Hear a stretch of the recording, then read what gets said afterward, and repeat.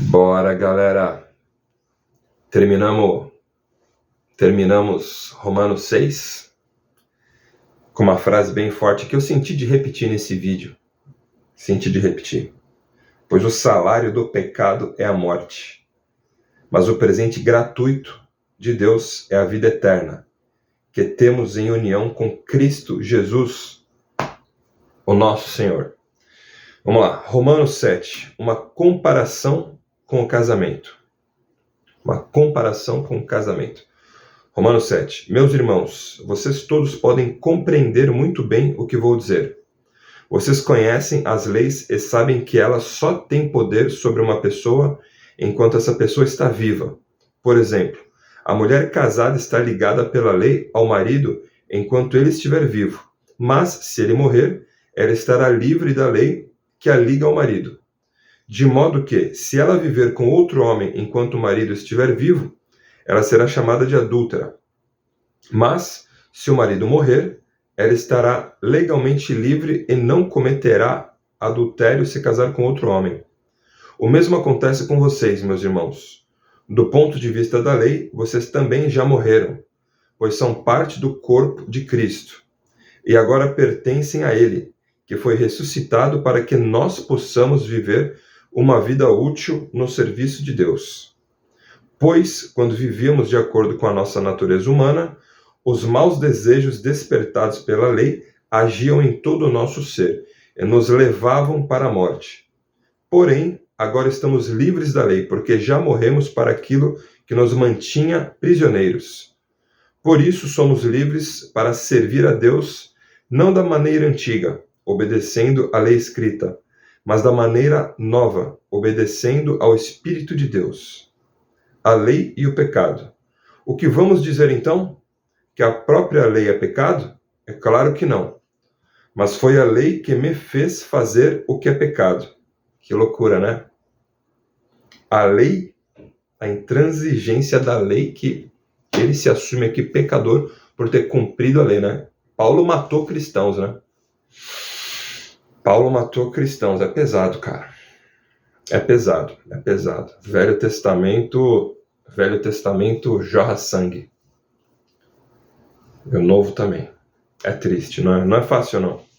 Ser humano erra. Vamos lá. Que a própria lei é pecado? É claro que não. Mas foi a lei que me fez saber o que é pecado. Pois eu não saberia o que é a cobiça se a lei não tivesse dito, não cobice. Porém, o pecado se aproveitou dessa lei para despertar em mim todo tipo de cobiça. Porque se não existe a lei, o pecado é uma coisa morta. Pois houve um tempo em que eu não conhecia a lei e estava vivo. Mas quando fiquei conhecendo o mandamento, o pecado começou a viver, e eu morri. E o próprio mandamento que me devia trazer a vida me trouxe a morte. Porque o pecado, aproveitando a oportunidade dada pelo mandamento, me enganou e, por meio do mandamento, me matou. Assim, a lei vem de Deus, e o mandamento também vem de Deus. Assim, a lei vem de Deus, e o mandamento também vem de Deus. Diz o que é certo e é bom. Então será que o que é bom me levou à morte? É claro que não. Foi o pecado que fez isso. Pois o pecado, usando o que é bom, me trouxe à morte, para que ficasse bem claro aquilo que o pecado realmente é. E assim, por meio do mandamento, o pecado se mostrou mais terrível ainda. A luta interior. Fala luta interior, me vem batalha espiritual na mente. Vamos ver se quer dizer isso. Mas enfim. Sabemos que a lei é divina, mas eu sou humano e fraco e fui vendido ao pecado para ser seu escravo. Eu não entendo o que faço, pois não faço o que gostaria de fazer. Pesado, né? Essa parte é pesadíssima. Eu não entendo o que faço, pois não faço o que gostaria de fazer. Pelo contrário, faço justamente aquilo que odeio. Se faço o que não quero, isso prova que reconheço que a lei diz o que é certo. E isso mostra que, de fato, já não sou eu quem faz isso, mas o pecado que vive em mim é que faz.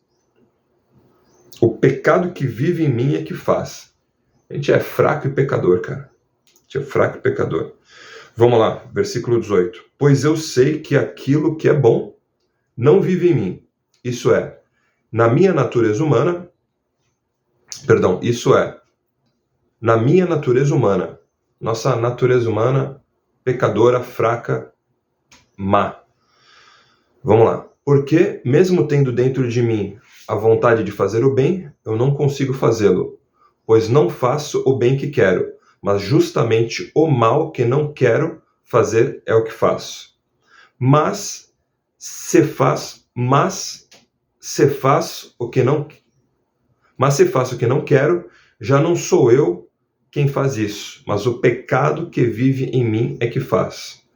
Assim, eu sei que o que acontece comigo é isso. Quando quero fazer o que é bom, só consigo fazer o que é mal. Dentro de mim, eu sei que gosto da lei de Deus, mas vejo uma lei diferente agindo naquilo que faço. Uma lei que luta contra aquela que a minha mente aprova. Ela me torna prisioneiro da lei do pecado que age no meu corpo. Como sou infeliz. Como sou infeliz. Paulo falando. Um dos homens que, um homem que teve um encontro real com o Senhor falou com ele, através da voz, da luz. Como sou infeliz no sentido de fraco, né? Quem me livrará deste corpo que me leva para a morte? Que Deus seja louvado, pois Ele fará isso por meio do nosso Senhor Jesus Cristo. Que Deus seja louvado, pois Ele fará isso por meio do nosso Senhor Jesus Cristo. Portanto, esta é a minha situação. No meu pensamento, eu sirvo a lei de Deus, mas na prática, sirvo a lei do pecado. É uma briga diária. Minha esposa, minha melhor amiga hoje, se eu tô com a cabeça ruim, eu pensando coisa que não deve, eu já falo para ela na hora, já peço oração na hora, quando eu não peço oração para meus amigos da igreja. Mas hoje minha esposa é minha melhor amiga, quando acontece alguma coisa, amor, ora por mim, tô com uma cabeça pensando coisa ruim. E a gente diariamente é bombardeado por pensamentos que não deve. A gente olha uma coisa que não deve, pensa que não deve, olha para onde não deve, e por isso que a gente tem que orar, cara. Por isso que a gente tem que orar. Para não cobiçar o que não deve, para não ser tentado porque não deve. O capeta, que é bem ruim, fica rondando. Tudo que ele quer é uma oportunidade para se alimentar do pecado alheio, né? Do pecado de cristãos ou não cristãos, judeus ou não judeus, muçulmanos, né? Seja lá qual for a religião, seja lá qual for a seita, tudo que o inimigo mais quer é que a gente peque, né? Porque o pecado alimenta o inferno. O pecado alimenta o inimigo, né? E hoje eu tenho essa estratégia, pessoal. Não é fácil. Tu tem que chegar num nível de intimidade muito grande com os teus amigos, irmãos da igreja. No meu caso, minha melhor amiga, que é minha esposa. Tu tem que chegar num nível profundo de intimidade, de amizade, de ser um só. Não somente ser um só no sexo, né? Mas ser um só em tudo, assim. Às vezes, quando eu não tô bem, ela me liga, como é que tu tá aí e tal? Às vezes ela tá mal também, a gente é um só. E a gente tem que tomar cuidado com o pecado, tem que tomar cuidado com os nossos pensamentos, tem que tomar cuidado com as nossas amizades, porque o inimigo, ele conhece o ser humano Desde que o ser humano foi fundado, feito. O inimigo que infelizmente existe, o inimigo, ele conhece o ser humano desde lá do jardim, desde lá do plano do Éden, lá, desde lá daquela esfera.